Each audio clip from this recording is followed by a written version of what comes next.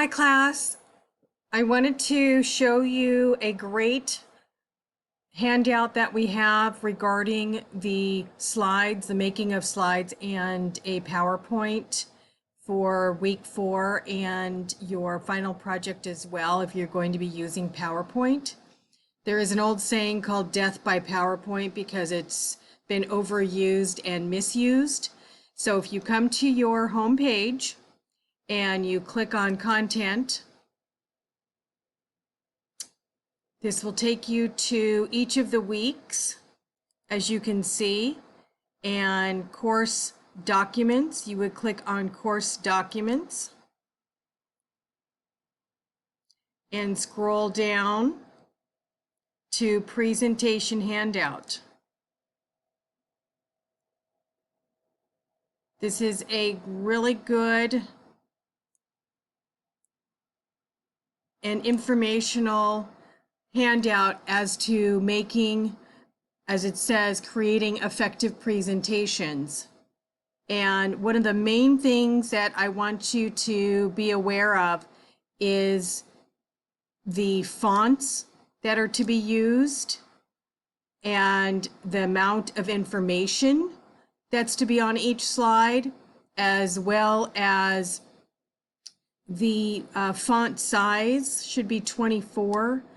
And if you keep in mind, if you're familiar with Steve Jobs's presentations when he was bringing out the iPhone, he didn't have any printing on his slides.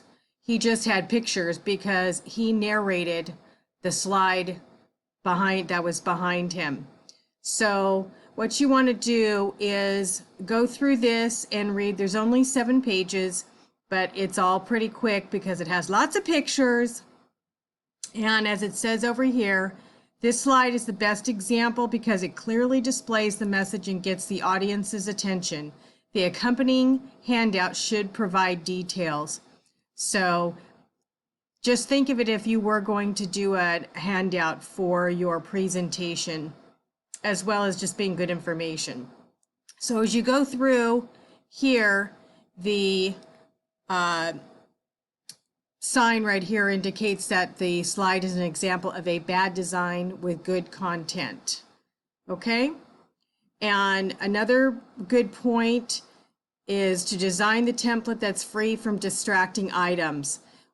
You don't need a backdrop, you don't need a border, just exclude distracting items is what this is saying.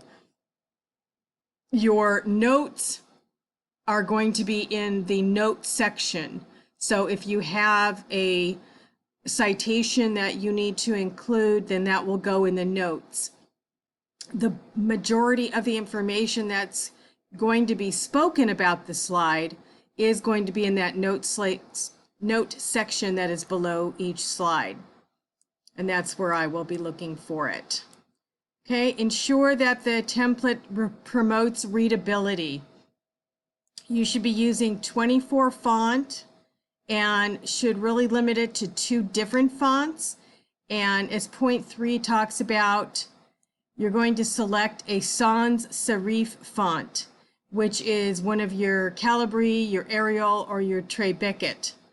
And that way, even if you do italicize, it stays within that area of 24 font.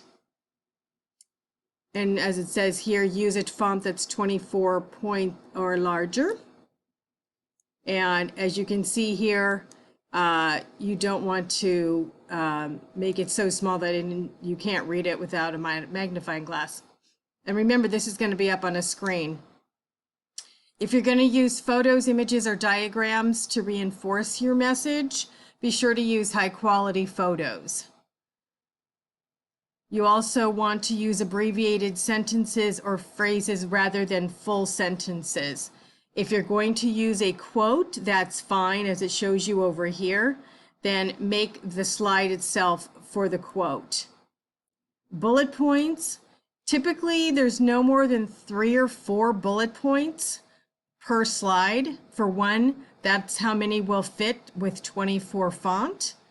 And that the text is not in complete sentences. There should be words no longer 6 words long at the most. Okay? You don't need headings or titles unless they communicate the message. So be sure to keep that in mind. Really, unless the animation or slide transition is going to emphasize a point for you, that really isn't something to be included probably in this type of presentation, because there isn't anything that really requires that function in PowerPoint. So, but if you find it, if it is, please don't not use it. But if it's something that you find that will emphasize your point, then by all means go ahead and use it. If you're going to be highlighting important information, then obviously this type of graph is much easier to read on a PowerPoint slide versus the pie chart, if you are going to be incorporating that. If you were to create a handout to accompany your presentation, keep in mind what that would look like. And be passionate about your topic. Well, we're all doing the same topic, so it's up to you to personalize it and put your touches on it yourself, okay? So I hope that is helpful, and be sure to let me know if you have any questions. This will do for this week's on the slide presentation. Another thing to keep in mind is that the number of slides does not include the opening slide or the reference slide, okay? So your number of slides, and it can go over a few, don't worry about that. I'd rather have you focus on the assignment and the message itself, okay? Down here on the last page, it shows you an example of what not to do as a handout, just as an FYI, okay? So I hope you found that helpful.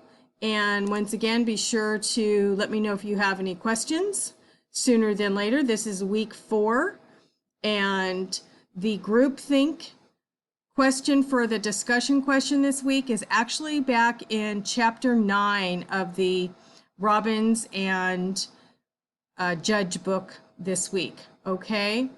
The 5 Voices book is talking about the building of powerful and effective teams.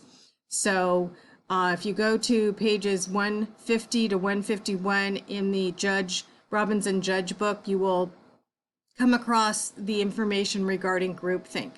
Okay?